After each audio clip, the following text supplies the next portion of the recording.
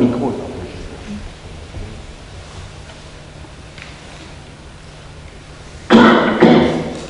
Oui, une réflexion. Il faut essayer l'autre.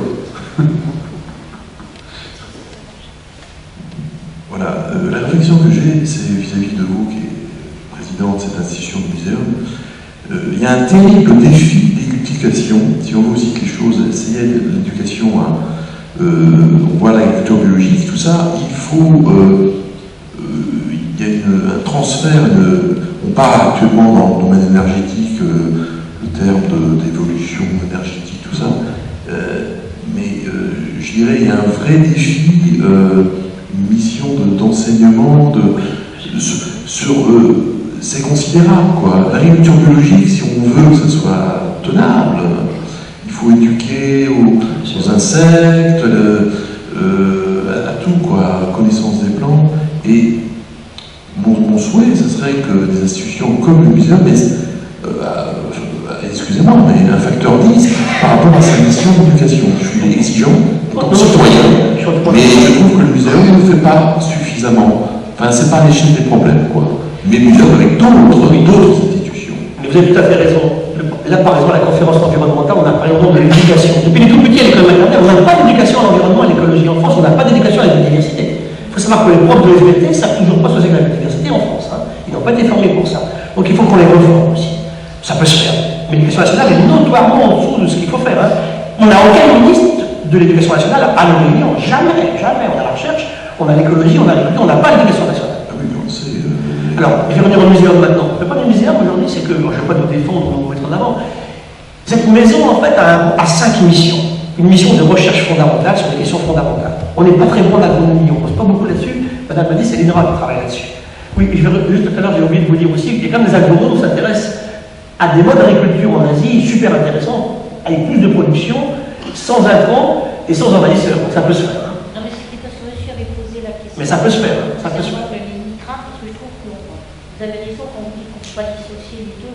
Il y a forcément un lien entre tous les bénéfices que l'on tire donc, au niveau des sols, on les récupère forcément sur les océans et c'était pas très bien sûr. Alors, je reviens donc la mission de la recherche, ok. Et nous, on a 5 mots-clés en recherche, c'est biodiversité, géodiversité, qui m'intéresse aussi aux minéraux et aux météorites, c'est évolution, on est le temps de l'évolution, profondeur de créationniste, c'est une vraie mission, hein, je vous raconterai ça terrible en France en ce moment. Hein. On a une mission, bien entendu, de travail sur l'adaptation, et puis enfin, impact du changement global. Voilà ce qu'on fait au muséum. Deuxième mission, enseignement. On est petit, 4-5 millions. C'est pas le monstre de Pyrénées régulier à laquelle j'appartiens en face, on est 35 000 millions. Hein. Après, une mission de diffusion des connaissances, ça c'est tout c'est une muséographique, vers tout public. Une mission de collection nationale, évidemment, 70 millions d'objets au muséum, après une mission d'expertise. Alors l'éducation là-dedans, nous, on est effectivement au niveau fondamental avec quelques étudiants en master et puis en thèse, et on fait du recyclage de professeurs de secondaire, on en fait beaucoup. Le relais qu'on peut apporter, c'est une grande habitude du muséum très particulier dans 2 domaines, ce sont des sciences participatives, ça c'est le muséum. Il y a un gros effort éducatif. Le muséum, c'est 2000 personnes, 1000 en recherche, c'est 15 000 citoyens.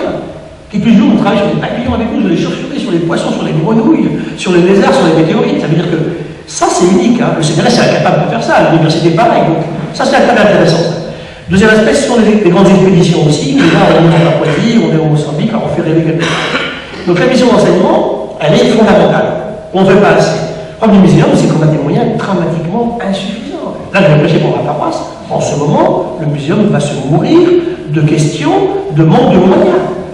Le zone Vincennes va nous coûter, au contribuable français 2 fois le prix qu'il aurait coûté si on n'avait pas monté un PPP avec le privé. Bouygues va faire le musée, hein, sans eau, hein, et comment on va le rembourser? Deuxième question du musée de l'homme, on ne va pas pouvoir le dire, je n'ai pas la réponse pour le musée de l'homme aujourd'hui. Hein. Ensuite, la paléontologie qui est unique en Europe et on est tombé par terre, le préfet va fermer la paléontologie, et l'entomologie, la plus grande collection d'insectes du monde, est tombée en morceaux. Et bien ça, c'est le muséum à Paris. Je termine sur 120 petits chiffres. Moi qui vis de Perpignan, je prends l'avion lundi matin pour venir à Paris, je ne vais pas technologique comme ça. Hein. Le rond-point d'aéroport de Perpignan, 64 millions d'euros. J'ai même pas ça pour en faire le musée de l'homme. Il y a combien de ronds-points comme ça en France? Donc il y a des problèmes qui sont posés. Donc il y a un moyen dramatique. Il y a des points communs dans les moyens en chute pour le CNAM aussi.